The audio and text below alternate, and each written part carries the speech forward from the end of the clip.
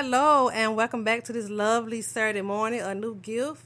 I am your host, MC Hardaway, and this is the podcast where we talk about all things marriage, relationship, commitmentships, and situationship. And on today, the topic at hand is going to be when enough is enough. And so today I have another special guest. I have my sister here, Mouth of the South. She always has something to say, and so I wanted to bring her in and just talk about when enough is enough. Women go through a lot on a daily basis, and I'm sure she got a lot she wants to contribute. So, welcome my sister, Letitia. Hey, girl. Hi. Woo! What's going on? How you feeling? I feel great. Awesome. How you enjoying this Saturday morning? I'm enjoying it very well, thank you. Awesome. So, you know our topic is when enough is enough. What would you like to shine some light on? How do you feel about that topic, knowing that women all over the world, or even men, are going through so much crap, they enduring for no reason, they can change the script, but they're used to what it is, they might stay in it out of habit or tradition. How are you feeling on the matter? I feel that women and men, when they feel enough is enough, whether it's abuse, physical, mental, spiritual, when you feel like you cannot take any more, then it's time to leave. I feel you. I totally agree. But what is the reason why you feel people don't leave when they feel enough is enough? What's some of the reasons for you? A lot of the reasons for me personally is based on past situations, maybe how you first met a person, how you get stuck in a situation at the beginning of a relationship, or either it's your comfort zone. Some people are scared to start a new relationship because they feel like somebody won't love them as much. I know others have told me that they don't want to get into a new relationship because they just don't want to deal with new people and their new habits. Oh, I totally get it. Starting over can be such a scary move in your life. Depending on how long you've been with someone, it's like I've invested so much time in this relationship. I just don't feel like starting over and going through all this new factor, getting to know you, getting to know your mama, and all this other crazy stuff. So is that some of the similar attributes that you're going through? Or would have gone through in the past? Me personally, I just feel like I'm in love. In love basically with what I started off with. That's a lot of the reason why I have stayed in my relationship, because I remembered it and I feel like that's what it was supposed to be, and that's what we can get back to.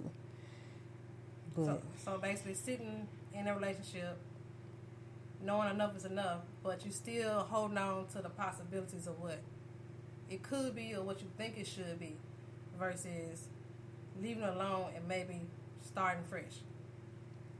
Correct. I feel you. A lot of women or men are having the same thought, And right now, there's so much going on in the world, you kind of don't want to touch nothing else. You don't know what you're going to get or who you're going to get. You can't, men are not men and women are women nowadays, so you just don't know. You're exactly right, Michelle. Yeah, I've told my niece many times, when it's time you start dating, we will be checking birth certificates. So just to eliminate some of this crazy. But it is a lot of strong people out here that just won't let go, or as some things would be like letting go of a dead situation or holding on to it, or Steve Harvey would say you're missing all the red flags. I mean, what else could you do? How would you encourage somebody to just release? Well, I don't think a lot of people who's been in relationships that they feel like they're supposed to let go miss the red flags. I think they see them. They know that they're there, but it's just trying to keep giving a person the benefit of the doubt. A person always say they apologize and they need another chance, and that's the things that you even teach your children to do. When you're wrong, you apologize and try to do better. So when it's like you get those things from the person you're with, you want to believe them. You're not thinking that they're lying to you. Right. That it's going to be actually, they're going to do better. So you just want to believe it because you love this person. And I know a lot of people say, well, how much love is too much love? But then it's just like, you love your children. They do stuff all the time. But you get mad at them, you fuss at them, you discipline them, and then you're going to go right back to loving them. Yeah, you forgive them all over again, hoping what they went through, they learn from it and don't repeat it. Right, and then especially when you're in a marriage, then it's like you're supposed to love them through good, bad, and indifferent. Right. So you just keep doing it. And how I was raised, you don't just quit on the marriage because it's bad times. So Right. you try to tough it out, Exactly. thinking that it's going to get better. So that's a lot of people's issues. Yeah, and that's even coming into the dating scene. Nowadays, folks are not sticking out through relationships. And they're not even making it to marriage because they figure marriages are dead end. People are not being loyal. They're not committed to each other like they say they was in the beginning. So they're like, why even get married? Yeah, people think marriage is just a piece of paper. Right. A lot of people are not God-centered, so they don't feel like he has a lot to do with your union. And with a marriage, that's exactly what it is, especially if you're Christian. Mm-hmm. So you hold on to the person that's the head over your life, and you stay faithful, believing that, he's going to work everything out. And he will, whether you stay in the relationship or you don't stay in the relationship. Right. What's for you is going to be for you regardless. Regardless. Yeah. And it's crazy, we feel that way. And most of us are growing up on those type of morals. But as time goes on, when you don't see anything changing, then what do? Do we just stick it out because of the commitment we made to God and our spouse? Or we eventually say, you know what, when he or she get tired, then a difference will happen. Well, it's a little bit of both. Sometimes it might be when a person get absolutely tired that things might change. Mm-hmm. Or it might be because you can't seem to do it, God will make a way. Whether He move that person out your life one way or the other, or He make it to where that person changes to make the situation better. Wow. That's pretty heavy. That's pretty deep. And I do agree, and it's so true. It's just a lot going on. Relationships are already hard. I tell people all the time, relationships are work. Mm-hmm. You're either going to be there and be committed to each other, put in that work, or dismiss yourself from the situation. Let's not make it harder than it has to be. You're already joining two different people, two different mindsets, two different ways of doing things. So why put an extra load on something that doesn't even be there? Our whole thing is once you get together, you learn to grow together, and then you try to find ways to make it easier on each other. But when it don't happen, and then that's when that phrase come up. When is enough enough? Enough is enough whenever you are absolutely tired of taking what you've been taking. Mm-hmm. And some people, they get a short attention span of how much they can deal with.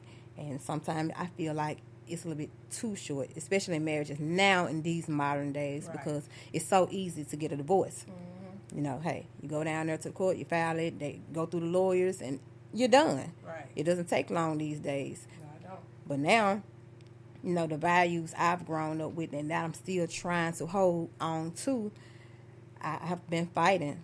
And I've been praying. I've been praying more now the last couple of years for my relationship more than I ever have. And I know God hears me. I know He's going to work it out one way or the other. And I'm trying to stay steadfast to that. Ooh, and that's going to be super, super hard. Having a relationship with God and trying to stay centered and eliminate all the distractions that come around you and your relationship. Keep out the he say, she say. It is so, so tough. But it can definitely be done. It can be done. It takes work not just with one party. It really takes work with both parties. Mm-hmm. But sometimes you having enough faith is sometimes the best for both of you. God can pull the other partner into it after a while. Right. Based off just one person's. And that's what I'm hoping for. Yeah, I totally get it when you were stating earlier that sometimes some people don't have such a long span to endure much crazy. I think that's one of the difference between you and I. I'm one of those short attention span individuals, and you one of those long foregoing individuals. It don't take me long. If I got something in my head, hey, this is how it's supposed to be. We can learn, we can grow, and if I see that you're ready and committed with me, we can figure out and make it through anything.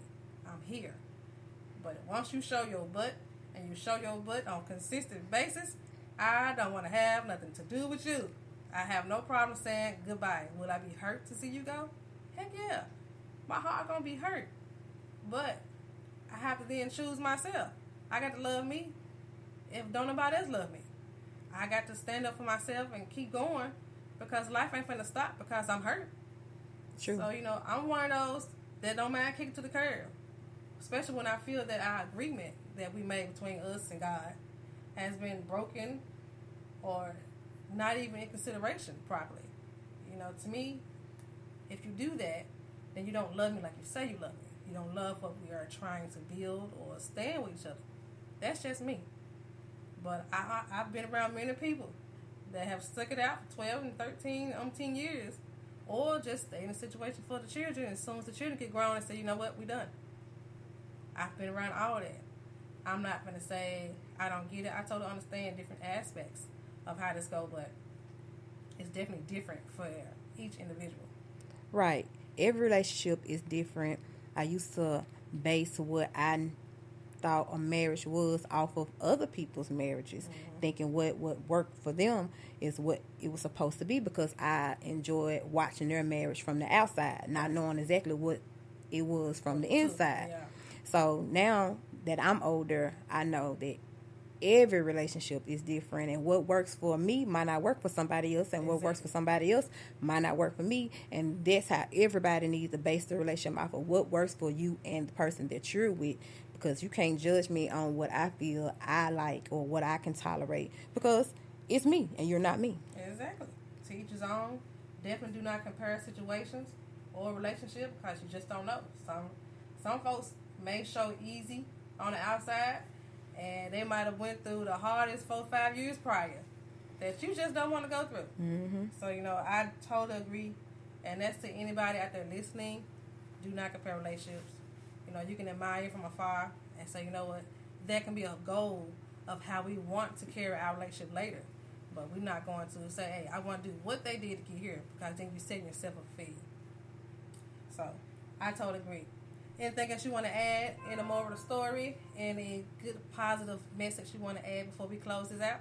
I do have something to add, because we're on enough is enough. Right. For anybody out there that's going through any type of abuse, whether it's mental, physical, spiritual, to where it's not healthy, right, it's toxic, I suggest doing whatever you have to do to get out of that situation. Now, a lot of us deal with situations that we're just not happy with, but it's not abusive. Right. So you stay and you kind of deal with those things.